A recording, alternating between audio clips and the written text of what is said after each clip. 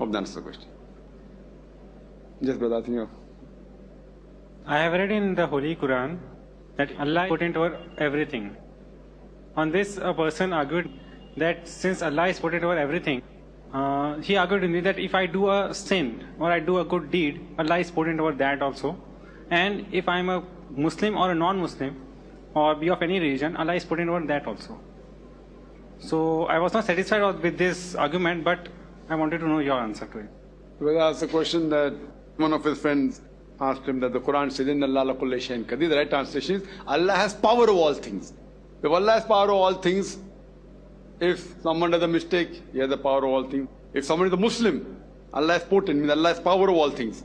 So what is the question?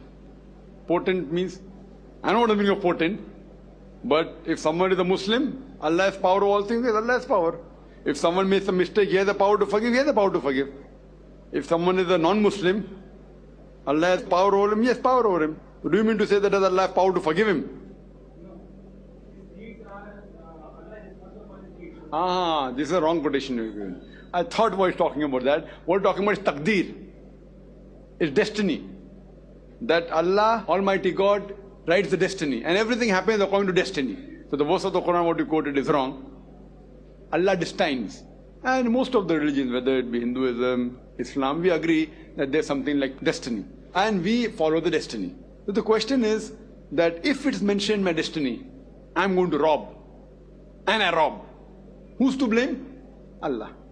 Allah wrote in the destiny I'm going to rob, therefore I rob. Who's to blame? Allah. Why am I to blame? If it's mentioned in my destiny, I'm going to murder someone. If it's written in destiny, I have to murder and I murder. Who's to blame? Allah has to blame. If it's mentioned in my destiny, I'm going to become a non-Muslim. And I become. Who's to blame? Allah. So why should you put me in hell? Whether we have to believe in qadar, in destiny. But people misunderstand what is this qadar, what is destiny. And for example, I'll give you an example, that if in a class, the teacher is teaching 100 students, and at the end of the year, before the examination, the teacher says, you will get a first class first, you will get second class, you will fail. And the examination takes place, the test goes on, the results come out, he comes out first class first, he gets a second class, you fail. I'm giving you an example, don't feel bad, huh? So, I'm asking the question that the person who failed, the student who failed, can he blame the teacher because you predicted I will fail, I failed? Can you blame the teacher? No. Because the teacher taught for 1 year, she knew that, this student is very studious, he does his studies properly, he'll get a first class, first, second class. This person bunks, sees movies, hooky, will fail. So because the teacher predicted, can you blame the teacher? No. Similarly, Allah subhanahu wa ta'ala, not like the teacher, far superior, he has ilm-e-ghaib. He has knowledge of the future. The teacher told by experience. But Almighty God, he has ilm-e-ghaib.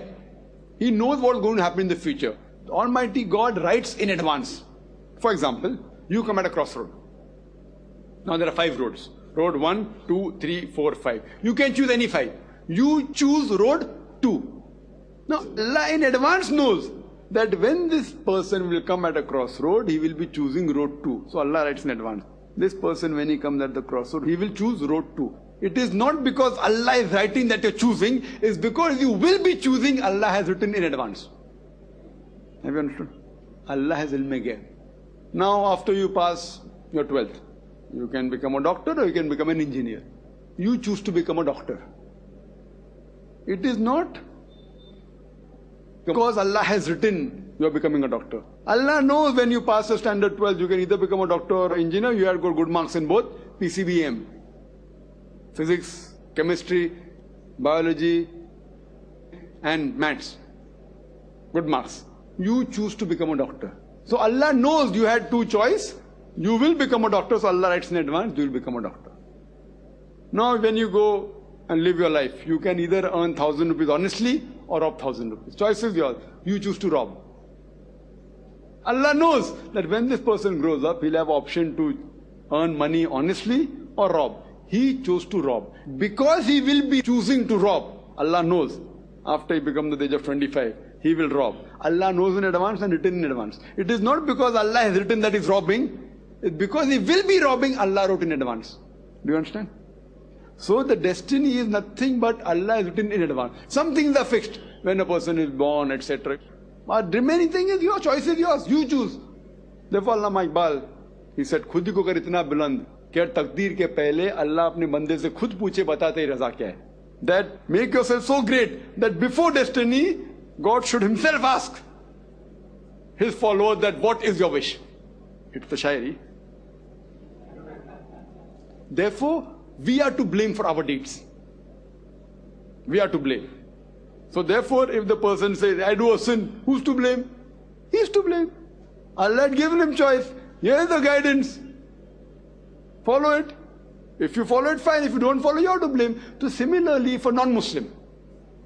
Question that if a non-Muslim, who's to blame? Our beloved Prophet Muhammad, peace be upon him, said, every child is born in Deen al-Fitr. He's born as a Muslim. Muslim means a person who submits his will to God. Every child when he's born, his heart beats according to the way of Allah, he breathes according to the way of Allah, his desires according to the way of Allah.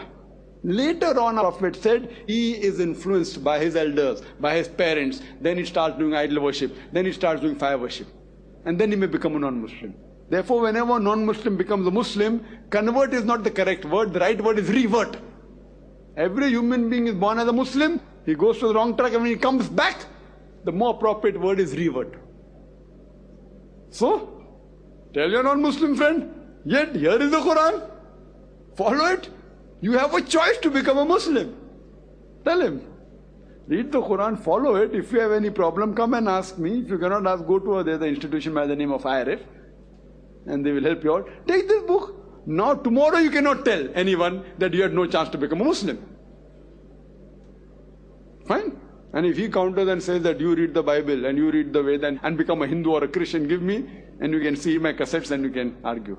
Both ways. You have two-way traffic, not a one-way traffic. If he tries to do the same thing with you, here is the Bible, read the Bible, become a Christian, so you tell him I'm more Christian than you. Right or wrong? So two-way traffic, it's not one-way traffic. I always believe open. One-way traffic is wrong. We give the equal chance to both. And Allah has given us this brain. Allah has given this logic. The reason that we are higher human beings is not because we look very good or very handsome. So we have to use this grey matter to come to the truth. So tell your non-Muslim friend that yes, Allah has given everyone. You have a right to choose. But Allah knows in advance that this person, after you give the Quran, may become a Muslim.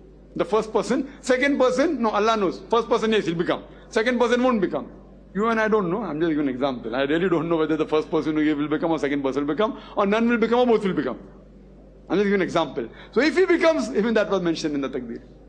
The Quran was given and he read, he accepted or did not accept. So on the day of judgment, the Quran says, all those who reject the truth, none will ever say that, oh God, you have been unjust. They'll only say, please forgive us. Allah says, it's too late. Too late. So Allah says that none of the people who will be put in the hellfire will ever object to the justice of Almighty God, because everything will be in front of them. Like today we do routing, and what happened yesterday we can see. That time I don't know how will Allah do. Allah says that your organs will be witness against you, your eyes will be witness against you. So they will not be required of anyone. You yourself will realize what your mistake was. And then you will plead to Allah that please forgive me. Allah says it's too late. The chance was given here. You have made so many mistakes, Allah gave you chance. You made a mistake, Allah gives you chance here. After this life, next life, hisab kitab.